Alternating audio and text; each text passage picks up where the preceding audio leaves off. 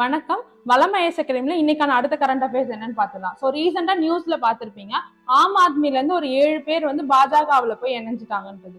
So இந்த மாதிரி ஒரு நியூஸ் பார்த்தீங்க அப்படின்னா, இது எப்படி நீங்க டிஎன்பிசியோட ரிலேட் பண்ணி படிக்கணும்னா, அதுல முக்கியமா இது பாலிட்டியோட இம்பார்ட்டன்ட் நியூஸ். இது டிஎன்பிசி கொஸ்டினா வரதுக்கான வாய்ப்பு அதிகமா இருக்கு.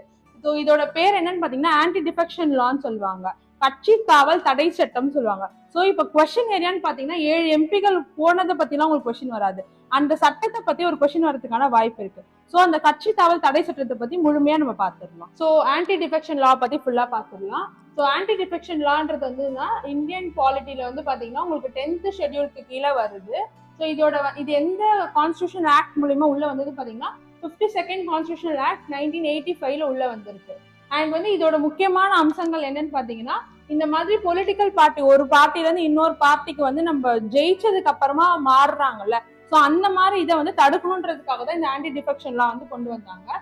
ஸோ அதோட முக்கியமான பேக்ரவுண்ட் இன்சிடென்ட் எதுக்காக இந்த மாதிரி ஒரு லா வந்துச்சுன்னா, 1967ல வந்து ஆயாராமா காயாராமான்னு சொல்லிட்டு ஒரு சின்ன இன்சிடென்ட் நடந்துச்சு. அதை பத்தி நீங்க விரிவா பாருங்க, அது கொஞ்சம் காமெடியா இருக்கும். அதுல என்ன சொல்லியிருப்பாங்கன்னா, ஒரு எம்எல்ஏ, ஹரியானா எம்எல்ஏ வந்து ஒரு 1 இயர்க்குள்ள அவரோட டென்யூர் முடியறதுக்குள்ள எத்தனை பார்ட்டி வந்து அவர் மாறி இருப்பாரு. ஸோ இந்த இன்சிடென்ட் அடிப்படையில தான் வந்து உங்களுக்கு இந்த ஆன்டி டிஃபெக்ஷன் லாவே வந்து கிரியேட் பண்ணியிருப்பாங்க.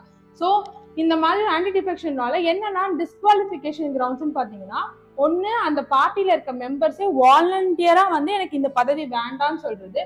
அடுத்தது வந்து இப்போ ஒரு பார்ட்டி இருக்காங்கன்னா, ஒரு மசோதாக்கு வந்து அவங்க ஓகே சொல்றதுக்கு முன்னாடி ஒரு பார்ட்டி டிஸ்கஷன் நடத்தி அந்த பார்ட்டியில ஒரு முடிவு எடுத்திருப்பாங்க, இந்த மசோதாக்கு நம்ம எல்லாரும் சேர்ந்து எஸ் சொல்லணும் இல்ல நோ சொல்லணும்னு சொல்லிட்டு.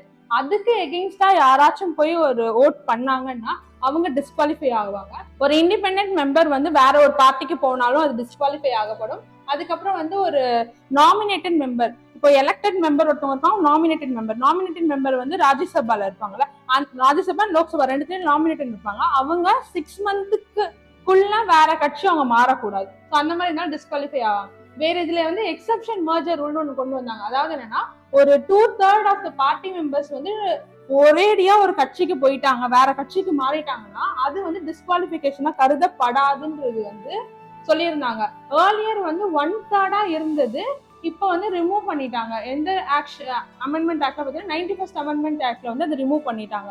ஸோ இது யார் டிசிஷன் எடுப்பாங்கன்னு பாத்தீங்கன்னா, லோக்சபாலையும் ஸ்டேட் அசம்பிளிலையும் ஸ்பீக்கர் எடுப்பாங்க, ராஜ்யசபாலையும் லெஜிஸ்லேட்டிவ் கவுன்சிலையும் சேர்மன் எடுப்பாங்க. ஸோ இவங்களோட டிசிஷனுமே ஜுடிஷியல் ரிவ்யூக்குள்ள வரும்ன்றது தான் இந்த ஆன்டி டிஃபெக்ஷன் லா.